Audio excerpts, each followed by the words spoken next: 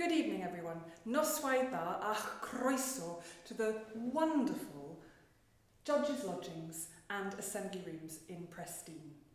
In collaboration with friends, family and colleagues, I'm truly delighted to be able to bring you a bijou programme of arias and duets to you in your homes. It's so wonderful to be breathing life into an otherwise empty venue and to be keeping the heart beating for such an important company as Mid Wales Opera. And not only to be feeding the love and need for us musicians to perform, but more importantly, to bring you with some much needed live music. Sunday the 26th of July at Gregonic Hall should have been the launch of Mid Wales Opera's exciting new season, Puccini in Paris. Whilst that season may be on hold, this evening's programme will be doffing a cap to Paris whilst delivering an altogether more optimistic and hopeful look to the future. And if it's a happy end to the stories you're looking for, then what better way than through the alluring charm of operetta. From Mozart in the 1790s through to Franz Lehár in the early 20th century, we will be touching the effervescent heights and the tender depths of this extraordinarily wide-ranging genre. But don't be fooled into thinking that operetta is superficial. Much of the subject matter of these arias and duets is often deeply profound and moving. However, whatever emotional difficulties we're going to be navigating through, everyone knows that things will come right in the end, and almost every problem can be solved with a glass of champagne. So let's pop the corks immediately and transport ourselves to gay Paris with a drinking song.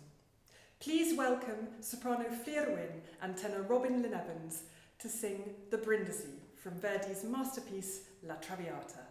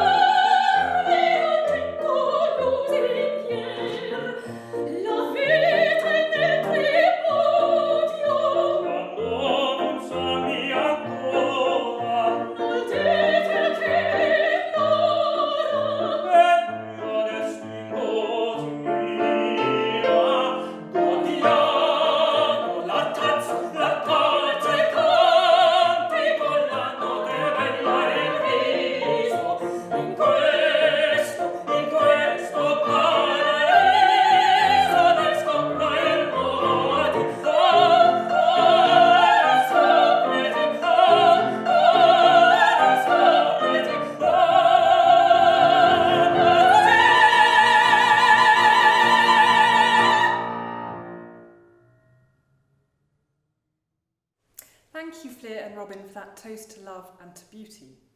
We now move to 18th century Austria and to Mozart's pantomime Die Zauberflöte, the magic flute.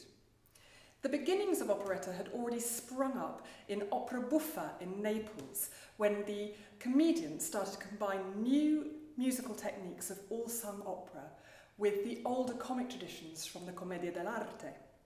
Meanwhile, in Austria, Emperor Joseph II commissioned Mozart to write a German equivalent in the German language for his new national theatre, a radical idea. The result was Die Entführung aus dem Serail, the abduction from the Seraglio, a Singspiel, a sung play combining song and German dialogue. This unmitigated success spurred Mozart on to write his last piece of musical theatre and his great masterpiece, Die Zauberflöte. In this aria, Prince Tamino has just been given a portrait of the beautiful Princess Pamina, and in true operatic fashion, he's fallen head over heels in love with her and vows to rescue her.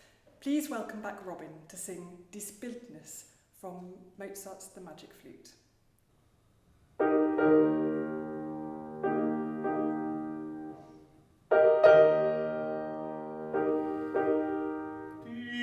Ich fühle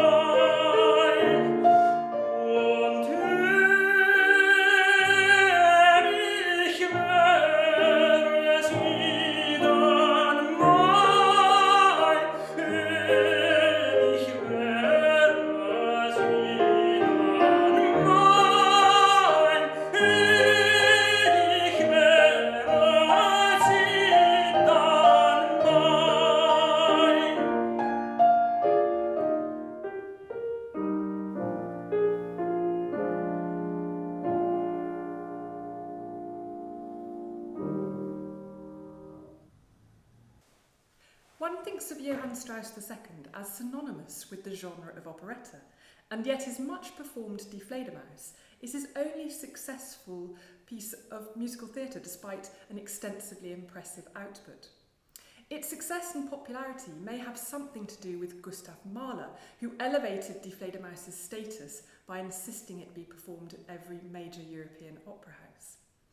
This is an operetta whereby everyone at some stage is in disguise. First off is the young chambermaid Adele, who decides to crash Prince Orlowski's party by disguising herself in an elaborate dress belonging to her mistress, Rosalinda. Unfortunately, she bumps into Rosalinda's husband, Eisenstein, who's supposed to be in prison but has been given an evening's leave. Inexplicably, he's come to the party disguised as a marquis.